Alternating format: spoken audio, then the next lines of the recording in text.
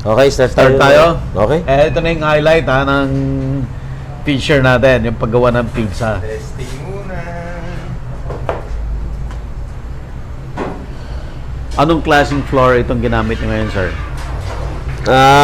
Ano yun, Luensi, yung Pizza flour. Zero yan. Local na zero flour. local, Philippine made na flour. Ito. Zero zero. So ito yung nandun tayo sa kabila kanina. Ito na yung Ito yung ginagawa natin. tinalsa kanina. Yan yung binibilog. Yung binilog-bilog. Oo, Okay. ito yun, ito yun. And then may isang klase ng floor pa ulit para magawa mo to. Ito po ito. Ito naman, yung, hindi, ano lang naman to, yung, para lang hindi dumikit kasi Hindi dumikit. yung isang araw na ginagamit namin masyado siyang madikit. Ito, hindi masyado madikit. Yung ginawa ni Wensi na, inano nyo, ginirain nyo na bigas. Bigas lang yan, sir, no? Ito na. Anong klaseng ano na? Ano po ito, tomato sauce? galing Italy na tomato sauce. Ano siya, talagang hindi, wala siyang tamis, walang, purong tomato. Tomato. Yan na. Gawa tayo ng sisig, gusto nyo? Sisig pizza. Wow, may ganun. Yun po yung pinaka-ano ko sa Italy. Pinaka-ano ko pang Pinoy. Version mo na yun, sir. Sa Italy. Ginagamit ko talaga to sa Italy. So, ito na yan. Pork, as in pork? Totoong pork? Sisig. As in sisig. Baka. Ang alternative lang sa rice is yung dough. Yung dough. May mozzarella, mga... Pero nagko-complement naman yung cheese tsaka yung sisig. Gusto rin namang Italian to? May nakain din pong Italian. Oh. Pero usually Filipino. Filipino lang. Filipino. Kasi alam Mahilig. Pag pumunta sa Custino, meron bang sisig pizza? Maganda, chef. Yung dough. Tignan natin sa alsa.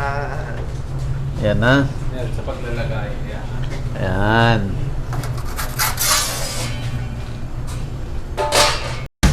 Gusto mo bang matuto ng agribusiness, crops, livestock and poultry, aquaculture, at ma-inspire sa mga success stories?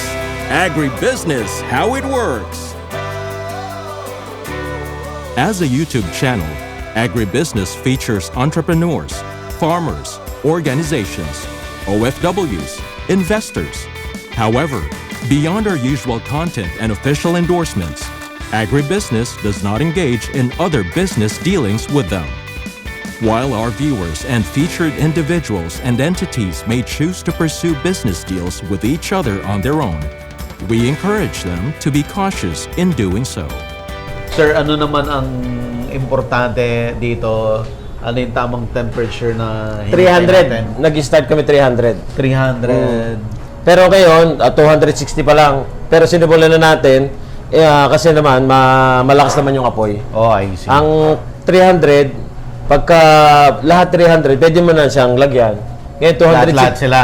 Ngayon, 260 pa lang. Kaya dito ko lang siya nilagay sa mas mainit. Mukhang maganda rin yung alsa. Pero sir, di mo umaano yan, umiikot yan. Umaalsa na kaagad? Ang bilis, oh. Maganda sir, pag mas malakas. Mamaya, pakikita ko sa inyo yung umiikot naman. Okay. Ang bilis, umalsa ka agad. Ayan. So may ano pa, no?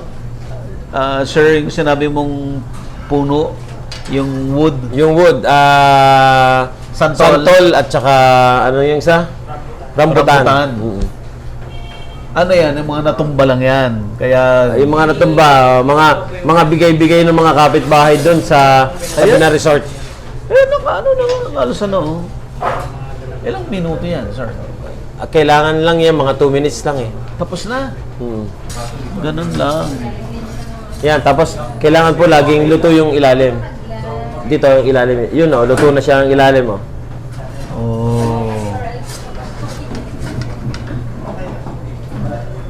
And then, Iinit ko lang po ng konti. Kasi pagka tumagal naman siya, ano naman yung tinapay, titigas kasi matagal siya sa loob. Kailangan madali lang din. eksakto lang din Oo. talaga. Ayan, okay. Wow! Kasi ang ganda. May pizza na tayo kaagad. Ano yun? Ayan.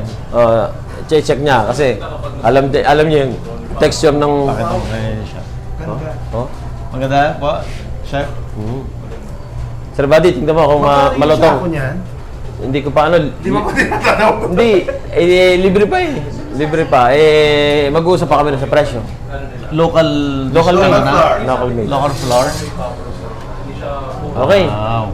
Kahapon pa ako excited. Patikin mo na sa kanila sa loob. Okay.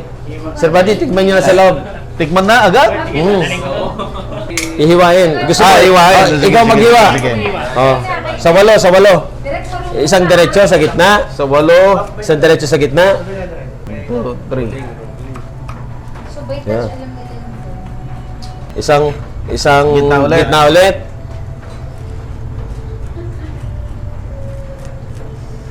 Para hindi kumano yung dulo. Okay, isang gitna ulit. Kayo naging 8. Para wala. Di walo. Pag nasa bahay, lakihin mo yung sa'yo. Anim lang. Anim lang eh. Anim. Traditionally. Mas mahirap Mas split mahirap yun. na yan. Ang anim. Kasi hindi siya... Okay. Okay. Tikman niya sa loob. Okay, testing. Taste natin. Sir, Okay. picture tayo muna. Yan. Chef, sama ka. Sama ka. Ikaw, future pizzaiolo eh.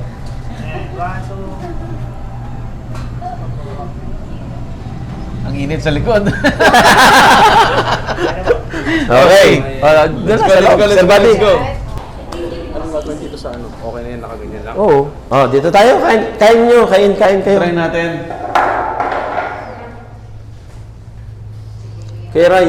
Sige. Okay. Ito po yung totoong Pizza ng... Napolitano. Wow.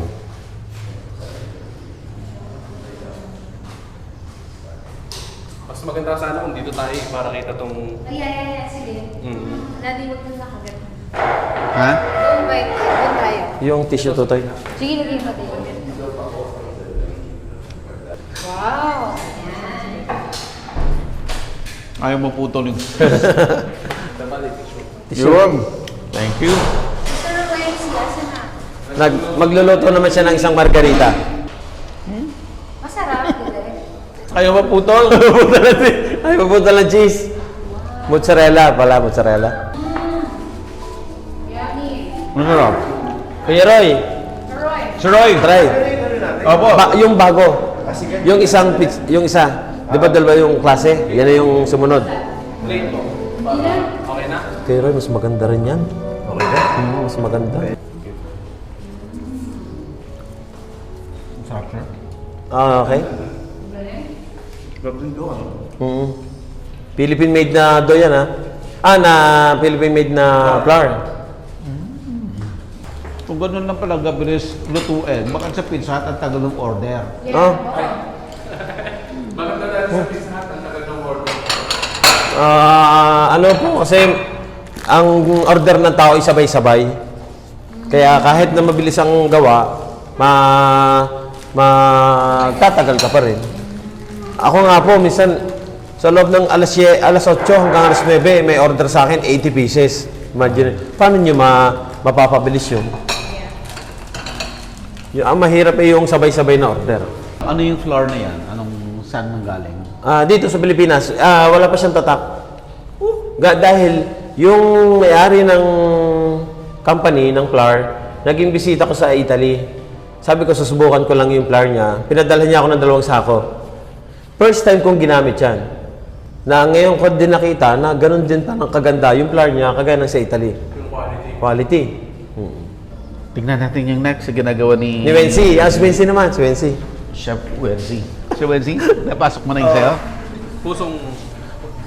Kumorte na naman ang puso. Pero Yung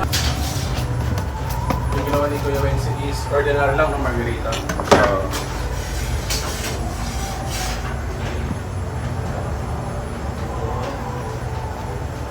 Si Chef Marvin mabilis. Sobrang bilis. Ako medyo mabagal-bagal ako. Dosi talaga eh. Sabihin ko rin na literal na kinakamay. Antos.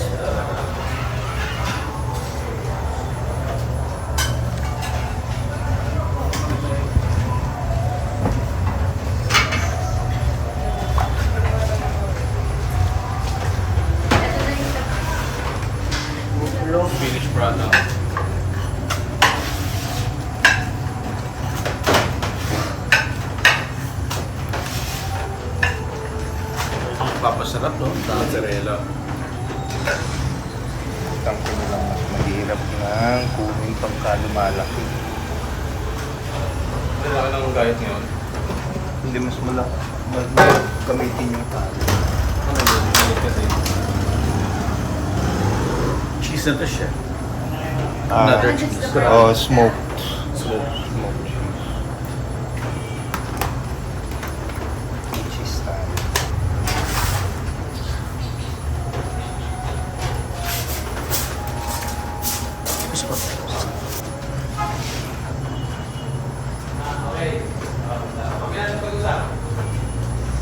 Tapos ang parmesan sa after na toppings. Okay. Okay, you see. After, After po. yan.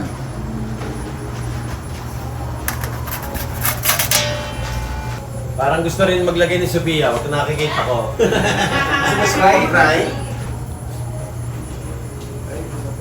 Ganda ng alsa, chef. May pagkakamoto yung dating yun. Ano mo na?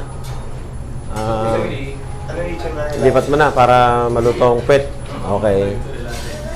Check mo muna. Check mo muna. Check mo nga. dapat arugula siya lahat. Dapat arugula.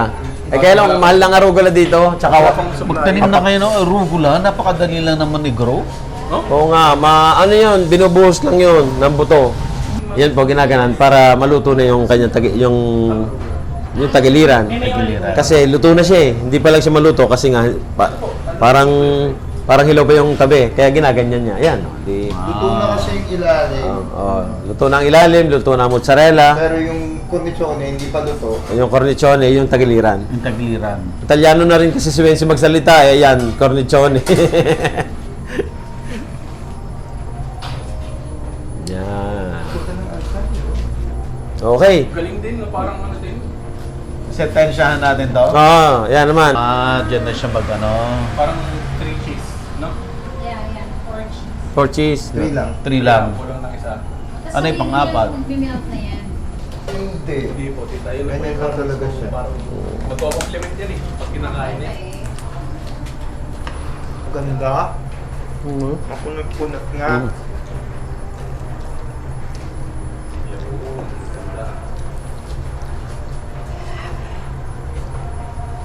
So, gusto niyo mabagal ang trabaho o tagagawa? Tingnan mo. may finisher ako, tumulong ako mag-harvest. Sabi ng audience, kagusto niyo tumulong, lalo bumagal trabaho. Nakita ko pa eh. Nag-harvest ka ng sampagita madaling araw. Grabe. Sabi ko, gumising pa si Sir Bado ng ganung madaling araw, makaharvest lang ng sampagita. Yun mga nakaharvest, naka-3 tabo na, si Sir Bado kalahati pa lang. Ayan. Okay na. Okay. Taste test. Okay, sir. Ikaw muna. Nung, harap. Ano po to? Pawis na. Naku, hindi ko na yata Margarita po kaya. yan, margarita. Paano nga ba ang definition ba't naging margarita? Margarita lang, ang mozzarella, pomodoro, wala na. Basil. Basil. Pag nilagyan mo pa yan ng ibang ingredients, hindi na siya Hindi na siya margarita. Ayan ang margarita. Mozzarella, okay. pomodoro, Basil. basil. Ang tawag sa ano? Basil. Ang tawag sa Basilico. Italian? Basilico. Basilico. Totoo? Mm. Okay. Doon tayo sa loob. Sarap. Ano gusto mo? Ano gusto mo daw? Tubig. Tubig. Try natin. Ito parang sa 4 formaggi. Kaya lang, kulang tayo ng 3 formaggi. 3 formaggi lang to. Tamaji is the cheese. Cheese. Kind of cheese. Kasi ito, mozzarella. Yung mga ingredients na inilalagay, formaggio naman yun. Formaggi naman yun. Ito. Okay. Authentic na Italian Ba- pizza. Malayong-malayo yung mga pizza-pizza dito, no? Malayo po. Kasi ang pizza lumabas ng 1886 sa Italy. From Naples, Napoli kung tawagin ng Italiano. Doon siya lumabas. Kaya ang unang pizza nung lumabas nung unang panahon ay margarita lang. Naganito doon ng texture. Ganto lang din ang ingredients. So, the original pizza is the margarita. Piroy! Busog ka na naman. Sarap. Nag-blend pa rin yung cheese, no? Yung hiling pinatong. Nag-melt. Nag-ma'am. Ano siya? Parmesan siya, parmesan. Kaya lang, ang parmesan dito sa Pilipinas, laging grain. Laging ginagamit sa mga spaghetti. Ginagamit din sa pizza. Pero, ano siya?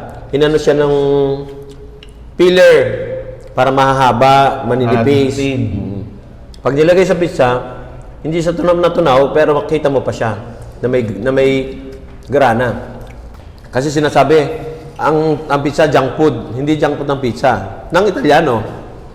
Kasi nga, yung bread natin. Sarap, sir. kasi nga ang tinapay ng pizza hindi siya kagaya ng flour ng pang-bake. Flour ng tinapay ng mga Cakes. burger, ng cakes, hindi. Magkakaiba. Kaya merong may sako ng harina nakalagay for pizza. Pang mayaman na pizza. Pang mayaman. Sigurado magiging blockbuster dito sa Pilipinas yung ating sisig. The sisig pizza. Masarap yung sisig pizza rin. Ganda ng combination eh. Tinapay, mozzarella, tapos sisig. Ganda. Sekreto rin yung pagluto mo ng sisig. Kaya ng sisig ko, walang luya. Kasi kumakalat na sisig sa Pilipinas may luya. Kahit sa Manila, kahit sa lugar. Pero original na wala naman luya. Onion and garlic lang. Garlic, onion, calamansi. Calamansi. Tsaka merong mga nagtayo ng pizzeria dito sa Pilipinas. Una, Italiano. Tapos, naglalasang Pinoy na, tumatamis na. Ayun ang gusto namin mangyari ni Kuya Roy. Tentek talaga. Ang pizza natin, talagang Italiano. Hindi pwedeng tumamis. Beer talaga. Beer talaga. Oh, Sir Buddy, promise. Sabi ng wine. ang Italiano, huwag ka kakain ng huwag kang kapag kumain ka ng pizza, ang kasalo niyan ay beer, hindi cappuccino, hindi red wine. Kasi may kumakain lalo na estranghero, tapos sa Italy kakainin.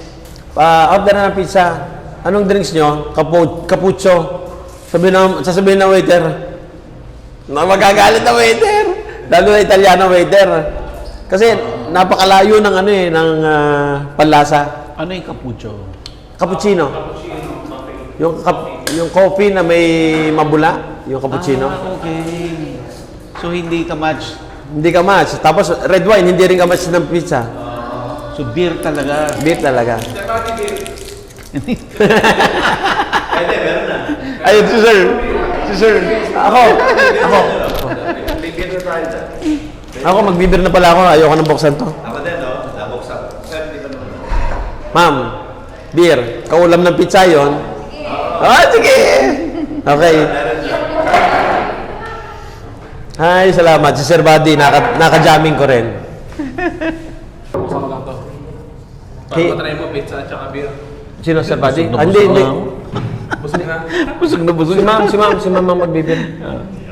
Ito, masarap, malamig. Si Sir Buddy, Ang dinahin ganda, na ang ganda po na sa museum, yung mga baon, yung pagkakaugit, grabe. Sir, diba may nakita ko dun sa wall na Ayun, nasa wall. Ganyan lang siya kalaki, pero yung... May ukit din. Yung ukit, grabe yung ukit. Yung pag unang pasok, tapos lalabas. Yung nandito sa gitna. Nasa wall po. Nasa wall. Nasa wall siya, may art piece dito, tapos nandito lang siya sa baba. Yung ukit niya, liliit. Maliliit Ganda. yung ukit niya. Details pa. There was time na ano ng mga Pilipino yung kasi nung araw mga Chinese din mahuhusay talaga sa intricate na mga wood carvings, pero nung may time na naging ano rin ng mga Pilipino naging kumbaga kasi alam mo ng mga Pilipino napakabilis mag-adapt eh. So nung time na yun, ano sila, nag-ukit na rin sila. Tapos artistic din talaga. So yung sa atin, more on hindi sa colonial, pero more on influence ng nature. So ito, chorus mga araw, or ano yung mga ukit nila. So parang naging competition din sila somehow ng mga Chinese eh. Kaya mahusay din talaga yung craftsmanship ng mga Pilipino. Bago na naman! Ito, yan, maganda. Ito ba yung ano natin? Ano naman mo to? May ulit. Itong nakatapik sa atin yan. Ano yan? Mortadella. Mortadella. Yan. Ito yung medyo... A kind of prosciutto, a kind of ham. Pero meron siya konting fats doon sa ano. Maganda yung ano. Yan ay ano. Sa map, dito na ito naman, mortadella pizza. Ano yan?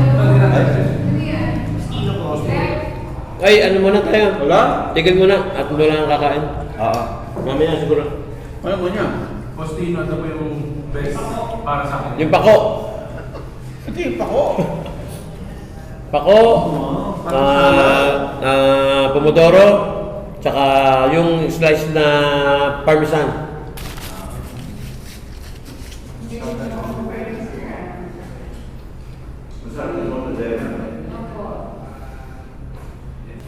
Sa kanila kasi sa Italy, yung isang plato na ganyan, isang serving, pang one person talaga. One person na. Talaga, di ba? Wala naman kasamang iba, wala na pasta, wala na. Ito Beer na. at pizza lang talaga. Complete meal talaga eh. Yung ano, masarap din. Sarap din. Yung ano nila, yung combination, pizza and smoke. Ano, Sarap din. try na namin nagdaan ilang gabi na. Paano presyo niya dito? Medyo mataas? Depende na Sir Buddy sa magiging cost ng ano, ng harina, ng pomodoro, sa kanila. Sila na yung Kasi most of the ingredients mga imported eh. So, ayun, doon pero siguro tingin ko magre-range yung pizza between 6 to 700 pesos. Mga ganun siguro. Ganun yun. Ang aga ng beer, ang aga ng pizza. Partner kasi ng pizza talaga eh. Tsaka talaga siya masarap pagka-serve, talaga mainit na Kain ka agad. Ayun talaga yung the best na na timing para may pizza.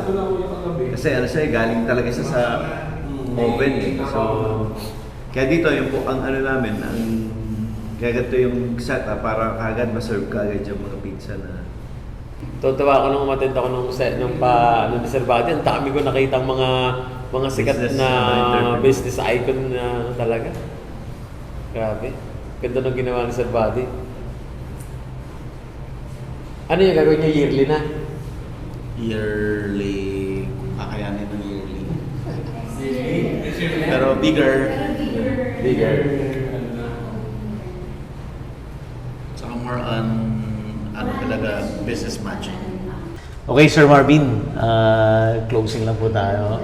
Sir, yung kwento mo kakaiba, no? From humble beginning, from sabi mo pagdating mo doon, janitor ka. Opo. Tapos ilang beses kang umalis, pinabalik. Kaya, Tapos nagbiro ka lang na bibilin mo yung restaurant binedo sa'yo. No? Nagkatotoo bigla. Nagkatotoo bigla. Sir, ano ang sekreto para ang isang OFW ay umunlad sa ibang bansa? ang sikreto, para namang hindi sikreto yung saan, kasi naman, para ang ginawa ko lang kagaya ng kinukwento ko kanina, habang ako yung tinuturoan nila, pinapaaga nila yung pasok ko, kahit hindi dinadagdagan yung sweldo ko, hindi ako nagre-reklamo. Ganun talaga. Pagka meron kang pinapangarap na maging in the future, kagaya ko nung nagustuhan ko yung pagpipitsa, nung tinuturuan ako, nagustuhan ko, hindi na ako nagreklamo. Ang ginawa ko, kahit na nahihirapan, nadadagdagan ng oras, hindi na ako humiling ng taas ng sweldo. kumbaga, wag masyadong mareklamo sa buhay. Kumbaga, kailangan mo rin naman na let to be yung mga bagay-bagay na mahihirap na napapagtiyaga naman. Yung mga ganun bagay. So all in all, sir, ilang taon ka na sa Italy? Bali, 25 years na po ako, Sir Buddy. 25 years. Sir, ano pang mga plano mo ngayon na may-ari ka na ng restaurant doon sa Italy, nagtatayo ka na ng mga branches mo dito sa Pilipinas? Ang bali, i-maintain ko lang muna yung sa Italy. Pagka yung binabala ko yung anak kong bunso na sana magustuhan niya. Siyempre, kahit naman gusto ko na ipamanage sa kanya, tapos pagdating niya doon, hindi niya magugustuhan. Kailangan maano ko ng desisyon kung itutuloy ko o hindi. Kasi nagkakaroon na nga ng mga branches dito sa Pilipinas na may humihiling na ng mga branches. Kaya sana yung mga pinapangarap ko na ituloy pa yung Italy, yung main branch, sana mangyari. At natikman natin yung mga pizza, nakatikim tayo ng authentic na Italian pizza talaga. Oo nga po. Salamat nga din po dumating kayo dito na nakita niyo yung pizza Italiano na authentic. At opening, sir? Opening October 16 October 16. sa ngayong year na to. Oo. Again, dito po yan sa San Pablo City. Sir, anong street ito? MH Del Pilar Okay, likod lang ng Jollibee Plaza, Plaza. San Pablo. Okay, yung main road Main road ng San Pablo City. Oo. Sir, last, ano po ang advice mo sa mga OFW natin na, di ba, na para umunlad yung buhay nila, either doon or pagbalik sa Pilipinas? Ang simpleng advice lang, sana yung mga pangarap nila, tuparin nila sa magandang gawain, tipong magtrabaho ng ayos, huwag masyadong mareklamo. Yun, yung mga ganung bagay. Sa akin naman kasi wala akong, nung nagtatrabaho ako, wala akong hinihindihan eh. Yung lahat ng inuutos ng amo ko, sinusunod ko. Nang hindi mahirap sa dibdib ba. Meron kasing sinusunod, pero hindi naman gusto. Kailangan, kung talagang gusto mo yung may mangyari sa buhay mo, yung laging magaan din. Magaan din sa kalooban mo.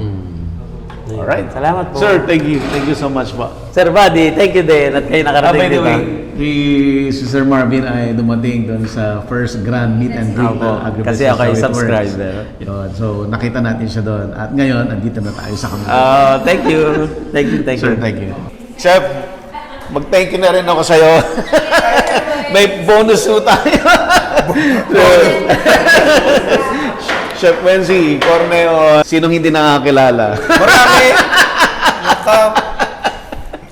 So, magiging lagi ka rin dito, Chef? Malamang malalagi ako for the first siguro month or so of the place pagka nagbukas na siya.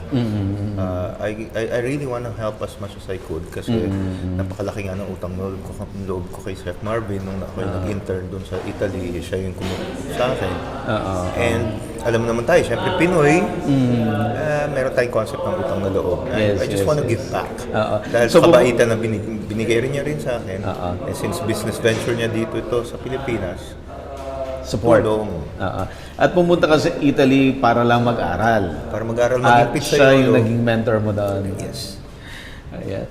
Sir, kamusta? Anong ventures mo dito sa Well, Philippines basically, ngayon? ito nga itong pizza ang aking bagong passion.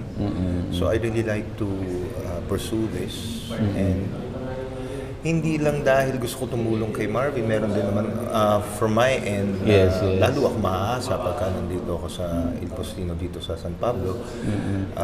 Gusto ko rin talaga gawin. Basically, yeah. Yeah, and na-witness natin, no, mga perfectionists doon sa craft nila. Hindi po pwede. Ang pwede na. Kailangan talaga perfect. Fact of the matter is, 2 buwan na ako nandito sa Pilipinas. Up to now, hindi pa rin ako makagawa ng dough. Hindi pa rin ako satisfied dun sa dough na nagagawa ko dun sa bahay. So, yeah, yan. Part of being such an OC person. Magkapit-bahay kayo eh. Di ba? May pinagmanahan, sir. May pinagmanahan. Alam na. Sir, thank you so much. Welcome. Salamat din sa inyong pagdalaw rito. Pa. Sir, konti lang din. Yan, si Sir Roy Apalmado. Siya po ang may-ari ng Sulyap. Sir, super ganda ng place ninyo. Grabe talaga. Salamat, sir. Oo. Pagpasok mo pa lang, wow. Pero nung pumasok ka dun sa restaurant, iba. And So, of course, yung garden, sobrang ganda. And syempre, yung museum. Wala akong masabi.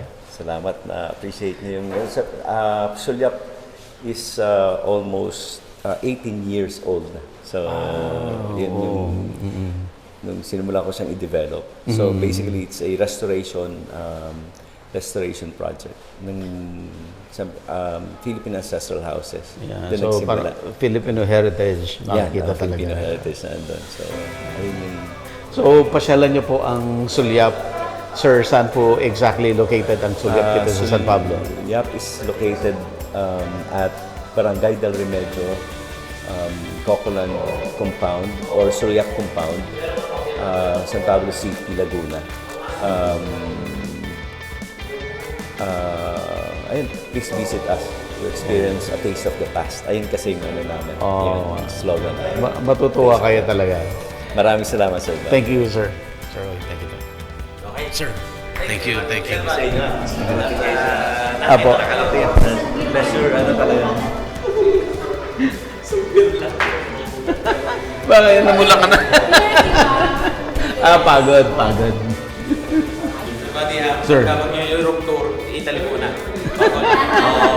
Dapat. Kasi ako, mag-enjoy kayo kay Chef Marvin. Naging-disadvante yung pinag-iipunan yung anniversary. Thank you. Chef, thank you. Pangit ng oras na puwing. Kailan ko umuwi kasi madaling araw, punta ako ng Nueva Ecija. Oo. Sa opening, si Alex sa Pinoy How To. I-cover niya. Pero malamang sumama, makikimiron lang siya. Yung daughter ko kasi nag-YouTube lang. Sa business? Sa akin yung agribusiness, sa kanya Pinoy How To. Around 500,000 subscriber din siya. So, dalawa channels po yung Sige po. Thank you so much. Agribusiness merch is now available on Shopee and Lazada. Agribusiness, how it works. Instruct, inspire, succeed.